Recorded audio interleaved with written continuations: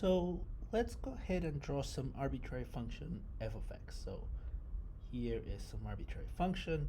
I've got my x-axis, I've got my y-axis. And what I want to do now is really think about what that derivative means. So let's say I go to some arbitrary point here. I'm going to call that x. And then I look at the value of my function. So there's the value of my function, right? So that's going to be f of x.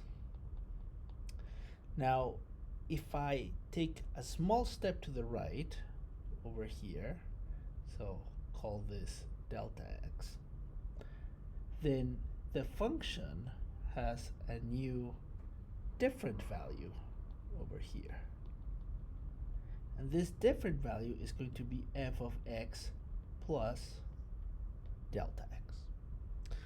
So let's consider the line that goes between these 2 points.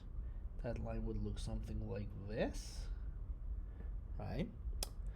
And what's the slope of that line, right? So the slope is the change in y, which is f of x plus delta x minus f of x, divided by the change in x, which is just delta x, right?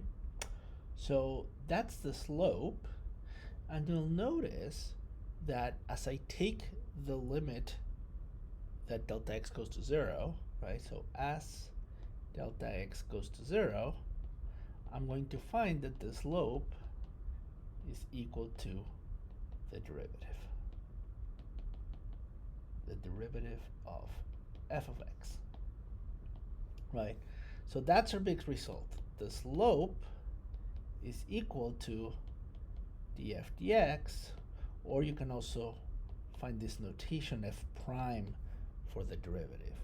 And you'll notice the slope here is the tangent to the curve. The slope of that line, that's kind of the geometrical interpretation or the graphical interpretation of this derivative right here.